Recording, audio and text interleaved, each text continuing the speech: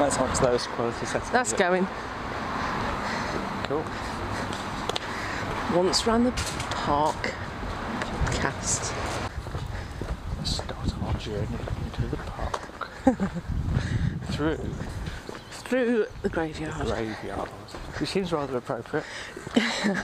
Yeah. In some way. It doesn't matter how many times I walk through the graveyard, that childhood joke of when you walk past any graveyard is that, people are dying to get in. That's terrible. I know, it's terrible. It goes through my head every time. Well, you just get it out there and leave it there. Oh, wow. Wow. Okay.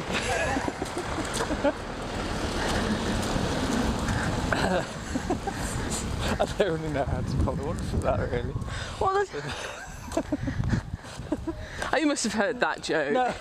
Oh, we haven't walked this way before. No, we haven't. Straight into a grave. Oh dear. No, I just thought this would be appropriate because this represents the bit of what we were talking about yesterday, which is at the top of the list, which is mortality.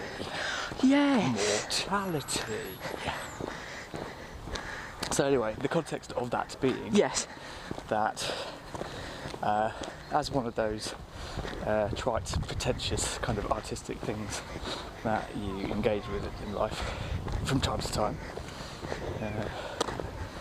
is the idea of writing a guide to life, which I'm sure there are loads of guides to life. You know, you're always coming across guides to life, aren't you? Yeah. Things.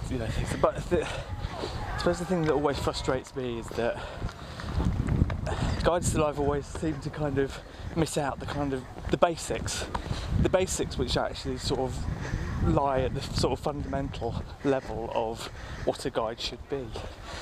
You know, like a technical guide. Yeah. A technical guide has to really explain what it is you're holding in your hand, what its specifications are, what it's supposed to do, how you use it, what you can expect to get out of it. And that kind of raises an interesting problem for a guide to life, because most of them don't really even describe to you the basic kind of core tenets of what you are and what that sort of entails. I think also what are our life specifications? Because when I've spoken to you about it, my mind is always, how can you make an ebook out of this, and how can you make content out of it? And one of the things when you're considering content, in some ways, is how do you stretch it out? You know, how can you? How can you stretch it out? You know, how is well, not. I mean, stretching it out is the long-winded bit, but. Well, have you got enough to say for how long? Well, and you're really looking for something that's going to take you over a series, or it's going to take you over a finite amount of period, because you're going to engage in an audience. I mean, that's, we're not just doing this. Yeah. No, but here's the thing, it's as broad as it is wide, isn't it? I mean, from... Yeah. So listen, like, the really, all this was supposed to be was a little series of graphic panels that really sort of laid out those sort of fundamental aspects of life, just as just as simple reminders, and but as I say, and produce those in such a way that it's obvious what they are. They're almost like they are almost just like signs, and they're just little things just as reminders. Which a lot of people, they don't need reminding of that kind of stuff, but some people do.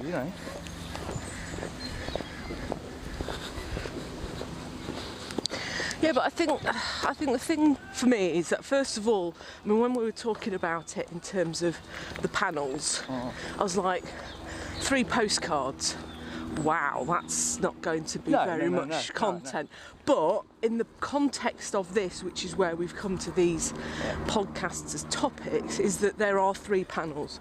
So, well, it could be. Here's the thing. I don't know how many panels they are because no, this is but just right an idea. now, This is just an idea. I know it is, but right now, the whole reason why we're recording this is that there's kind of 3 founding premises.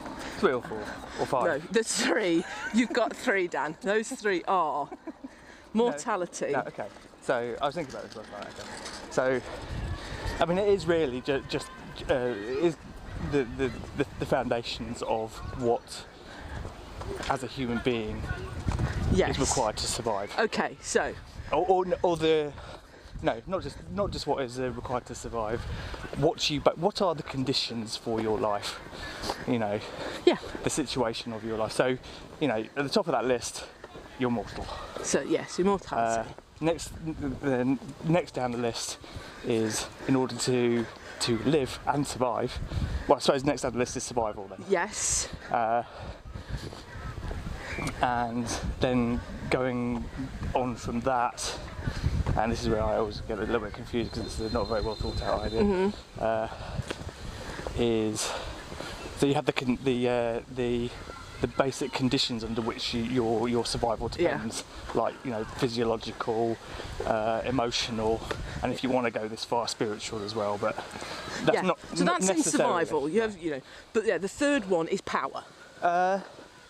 Well, I mean, power sort of leads on really from one of the other steps, which one of the other conditions, which is socialisation, your sense of belonging. Yeah. So let's call it sense of social belonging. That's how it appears on some of the other sort of lists that I've looked at.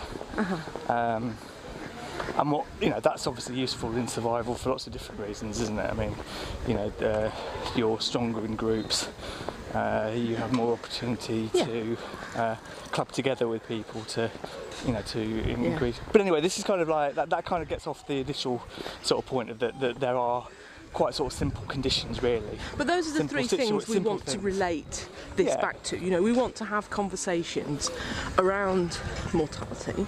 We want to have conversations around survival, and we want to have conversations about power.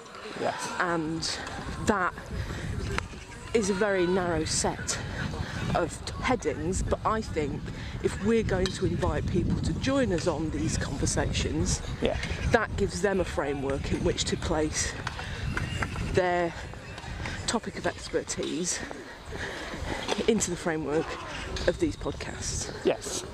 And let's face it, out of those 3 things, and there could be more than the 3, but out of those 3 things, you can talk about just everything. You really can. Yeah, and I think you really can. It's everything can come out of that. One of the things that I know we talk a lot about is the breakdown of senses of togetherness, and that can come. We've identified when we've been watching television, or we see an idea that not everybody is latched onto. We realise the power of the collective, as in, you know, everybody would watch Eastenders, everybody watches, you know, or a lot of people seem to watch Bake Off and Come Dancing and, you know, reality TV, which isn't our thing. We don't watch those things. No. Therefore, there's always this sense of, oh, I don't really have anybody to talk to. No, but also the other thing to realise is when we fall into the misconception that everybody does this or everybody does that, actually, when you look at the real figures, actually everybody doesn't watch Bake Off. Everybody doesn't watch Eastenders, because we're only considering our country or a group of countries that are also party to those, you know, those bits of culture. Not everybody watches those things at all. In fact, a relatively small minority of people ever actually watches those things.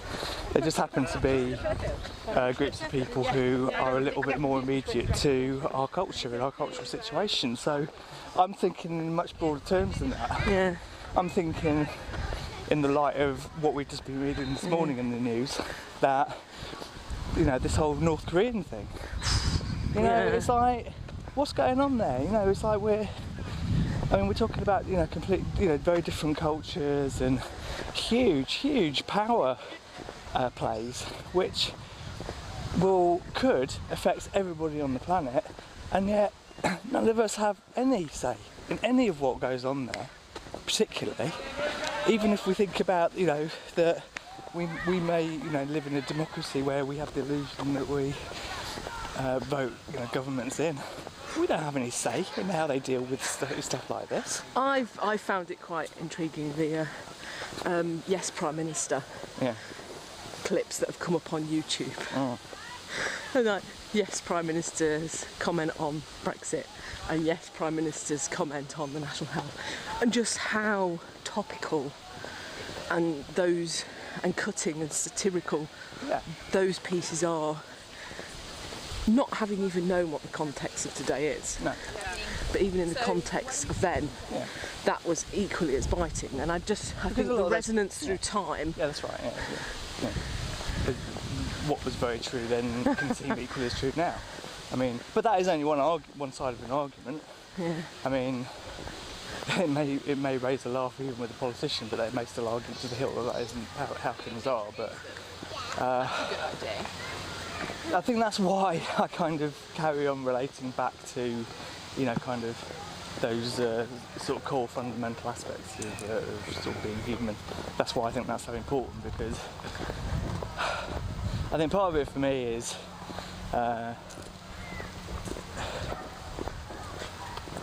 when you consider that we walk around our everyday lives, and all the time we just see people who they aren't working in this culture, and even in our culture we live in one of the richest countries in the world, and yet we see people sleeping rough in our own park. We've walked around here and there's been guys getting out of their sleeping bags, having slept the night in their own park. We don't know exactly what conditions have led to them being there, but that's not right. Surely it's not right if that person is homeless, or how can we it's very difficult to square yourself with certain things, but that's just one thing. I mean, just when you're walking around and you 3 times this week I've walked around and heard people commenting about how work is thin on the ground, or they haven't got work, and how difficult it is to find work, and how they may be having to do 2 or 3 jobs, and those jobs they hardly pay at all, and it's ridiculous. And I know that isn't everybody. In fact, that's probably a relatively small minority, or that's the perception that you sort of have. But it's not right. It's like I can't square that with the idea that, that we are if we could, you hear people arguing that we're the most, technologically advanced civilization, and, how great our democracy is, and all those other things. And yet we still seem to have a system which, I think by argument, we can actually start to uncover that really it doesn't even square with the basic understanding of what the best things that we could do to help each other survive, if that's even what we want.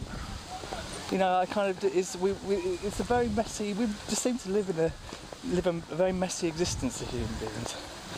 And I don't want to try and say I know it all, but it's just I kind of find certain things very difficult to kind of get my head around, and I think a lot of other people do too. And a lot of this stuff is nothing that hasn't been discussed timelessly on various channels, YouTube, mainstream media. Yeah.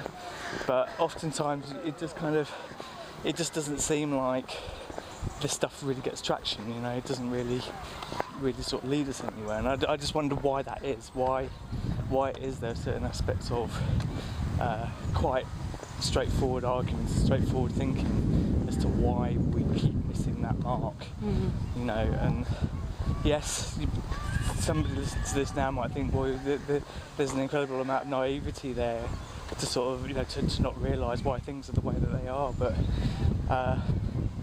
actually, even when you do consider those realisations, I don't I fail to see why that situation should perpetuate. You know, we can talk about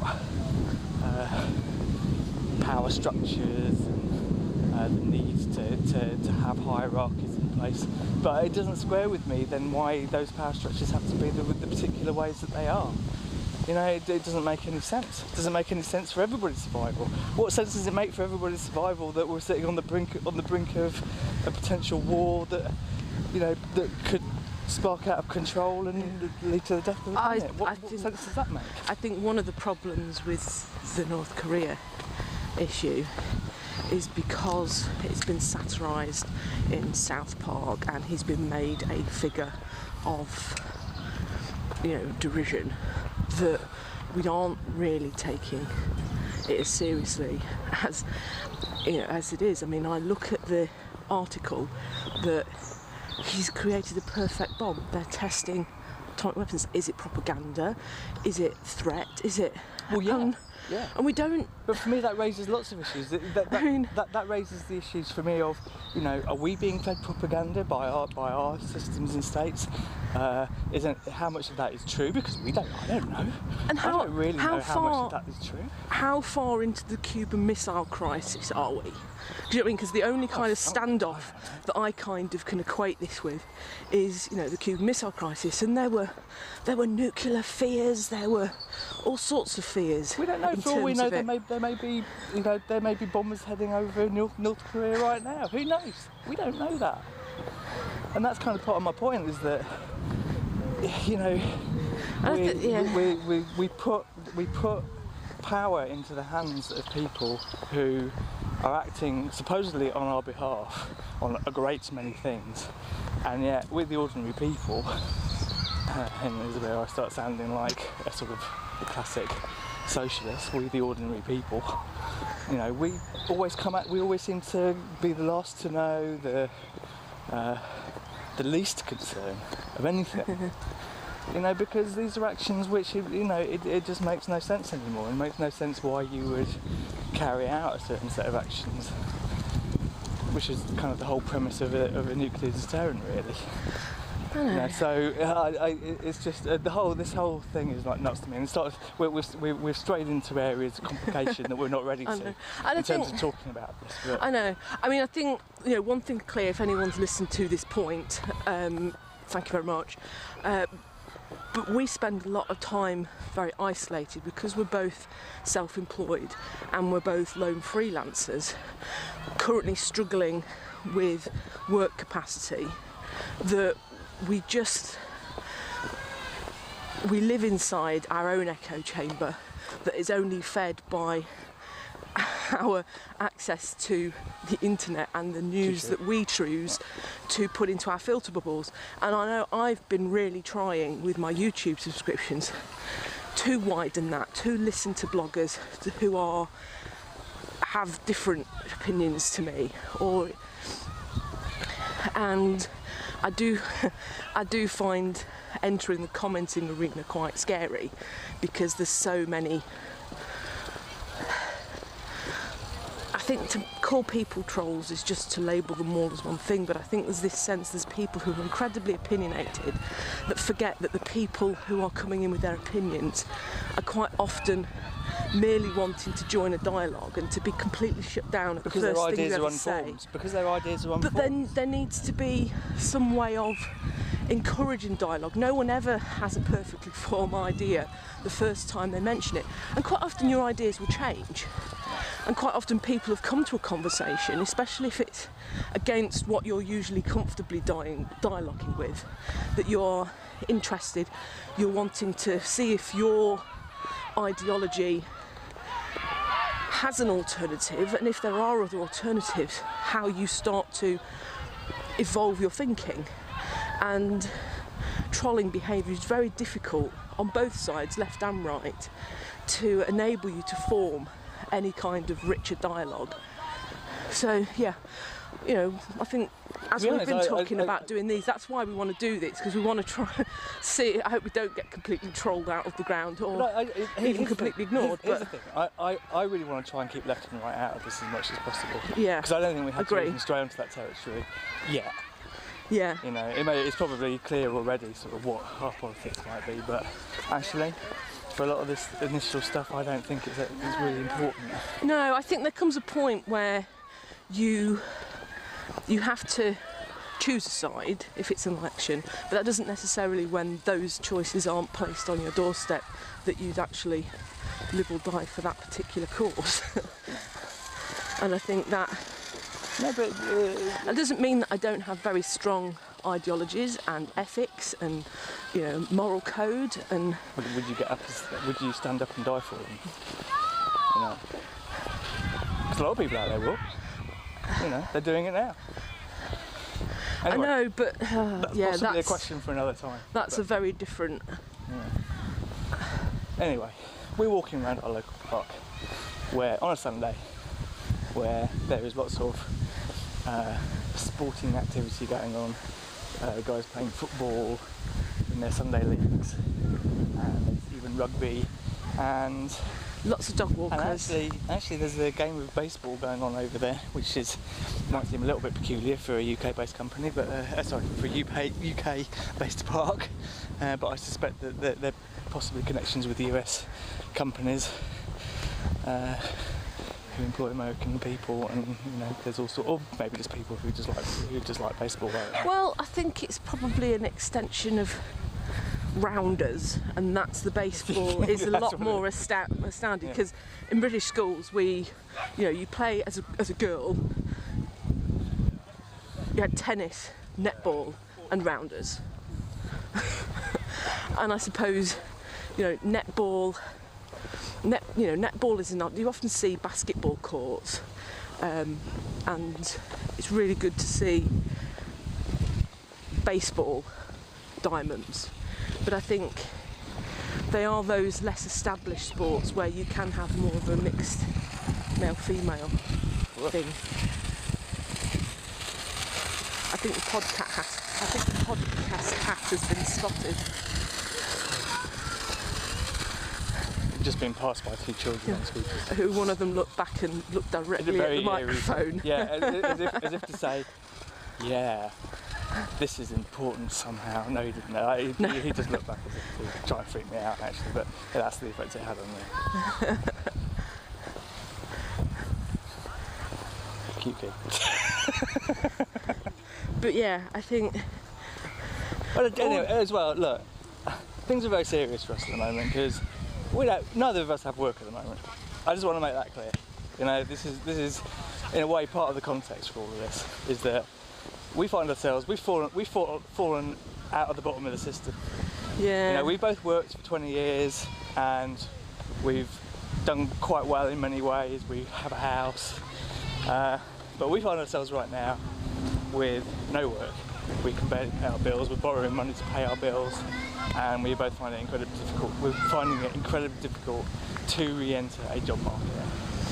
So it's kind of part of the reason for this as well is to start questioning, well, why the hell is that so difficult?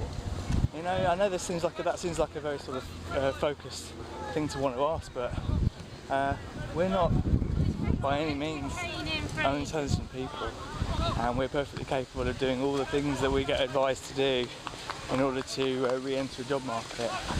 But by God, it's not easy, and if we're not finding it easy, I have to conclude that there are an awful lot of people out there who also don't find that easy at all. So yeah, that's and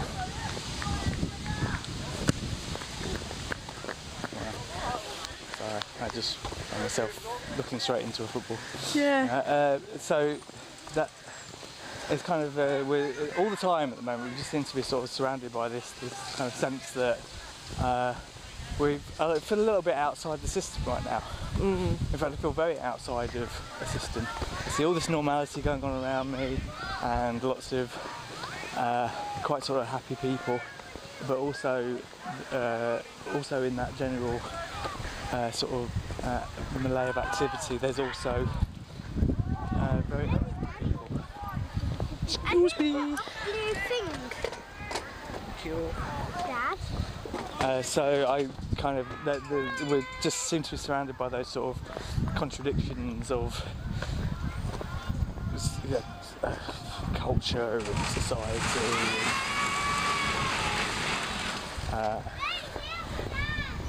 And it's just a bit surreal right now. Yeah. Life is just a bit surreal. I feel a similar thing being more on the freelance entrepreneurial end, that there's so much possibility with social media and video, and live stream has just become the thing of 2017. And yet, as a solopreneur who isn't necessarily wanting to scale a business but actually operate as a practitioner, it's very, very difficult to get any traction, because people want, or businesses want to work with other businesses. Not just individuals. Yeah. And I find it very, very difficult to find any other individuals to kind of come on board, because I think probably the people that I find myself occupying the same space as seem to be very focused in a passion of their own, to which case it's very difficult to jump onto someone else's passion. yeah. Or they just don't have what it takes to join the mainstream. Yeah. And I'm not quite, is it? And then I just think, but that's where I am. So I am very passionate about a project of my own. Can't find any other projects to join, because perhaps the people see me as someone as being too passionate about my own topic.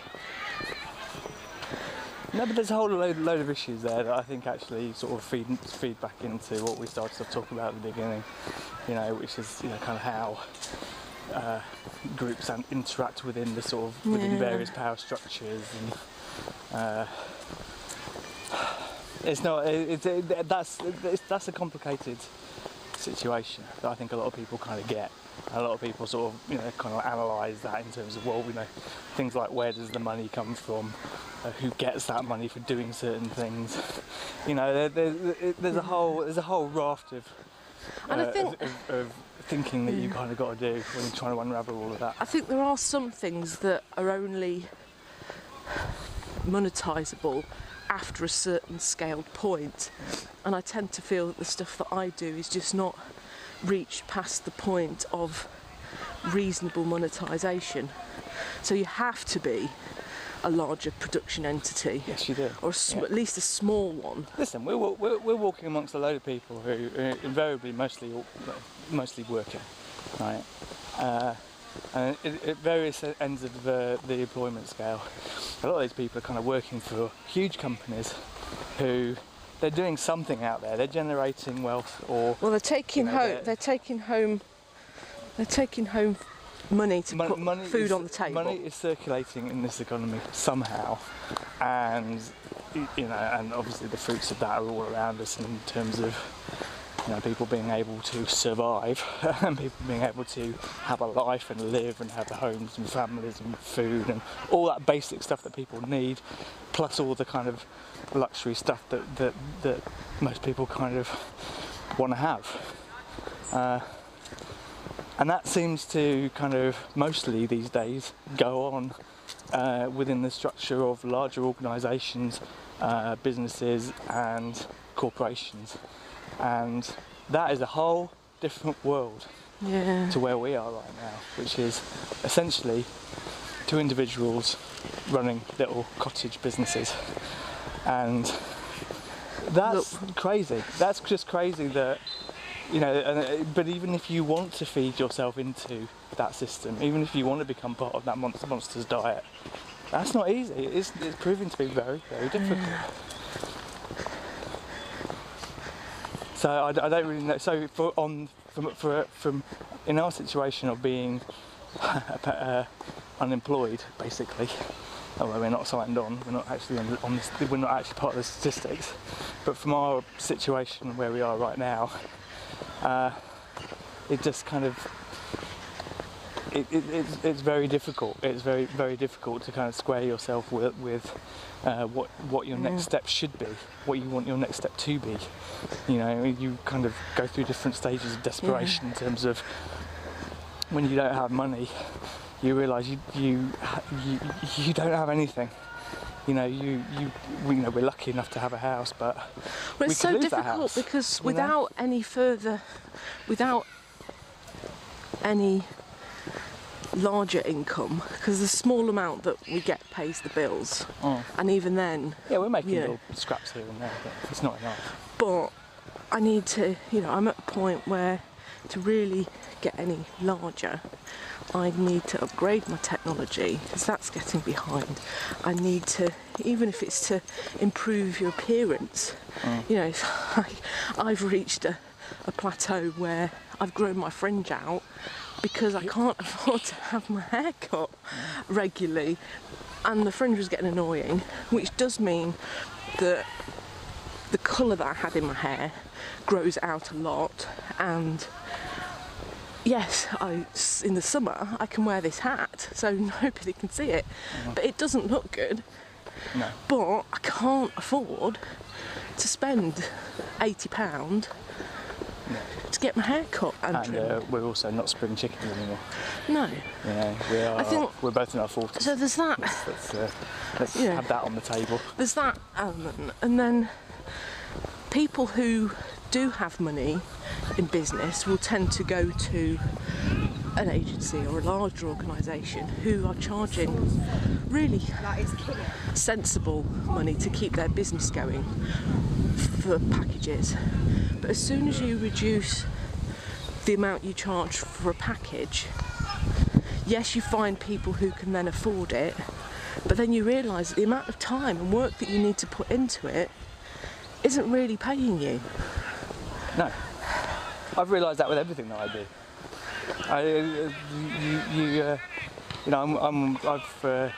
So my context is I've worked for 20 years as a commercial artist, which is just crazy that I was even able to. How I think realise now, it's crazy that I was even able to have a job like that. So I basically painted and done all sorts of various digital artwork and printing and the whole shebang, sculptural work, everything. But now a lot of that work has dried up, and I don't really know why that work has dried up. But the company that I used, done most of my work with now just kind of doesn't have that work for me. So after 20 years, I'm kind of out in the big wide world again, realising that my options are actually very limited. You know, even with all the experience that I've had doing everything that I'm doing, I have computer skills. I've taught myself computer 3D, but because of the nature of how I've acquired those skills, I am grossly unqualified to do any of the jobs that are actually out there. I've looked into gaming, I've looked into things like 3D rendering, and graphic design, all those different areas, and I'm just not viable for a lot of those jobs. You know, I don't have the specific qualifications that are required, and to even acquire those qualifications would take quite a large, substantial amount of time, and then try and go into industries that I have no idea where those industries are going. I know, I guess. And it's like let's take 3D for example. You know, in terms of something like modelling and rendering, I've just been watching videos based on new technology where it's all, you have real-time 3D rendering now. You know, there is no need for that kind of, or at least there will not be a need for that kind of specific area. So I could be training for something which actually will be obsolete by the time I finish my training. Yeah, that's the world we live in now. Yeah, and that worries me, And but we're also living in a world where we're walking blindly into this situation where I know this is going to seem a little bit alarmist and knee-jerk, but we're walking into a world where AI and robotics is seriously threatening huge swathes of jobs. Yeah. And what the hell are we all going to do? What the hell are we all going to do? Or are we just going to get magically supplied with living allowances by some unknown power, you know, that to just carry on doing what we're doing? I mean, where is anybody's motivation in that scenario? I kind of don't really understand. I don't really kind of get it anymore. Well, we're entering DVD extras territory now because the title of this podcast is technically Once Round the Park. What's around the park? Well, okay, we're dictated to by the power in your. Well, we're not. We're dictated to by the amount of times you want to go through this edit and trim it down. And I think at the moment we're at 30 minutes. Right. But anyway, okay, so the point of this really, in its own sort of flobbering kind of way, was to serve as some kind of an introduction as to, I suppose, what the motivations are, for why we're even making something like this. Yeah. And, you know, we're falling out of the world a bit. I think our only window on the world right now, you have the mainstream media of, you know, the BBC and the iPlayer, and then the non-mainstream media consumption of YouTube, and that's kind of where we consume our media right now. Yeah. And we just want to see if we can join that conversation, really, because it's just very. What do you do when you fall out of the world? Yeah. And then start questioning it.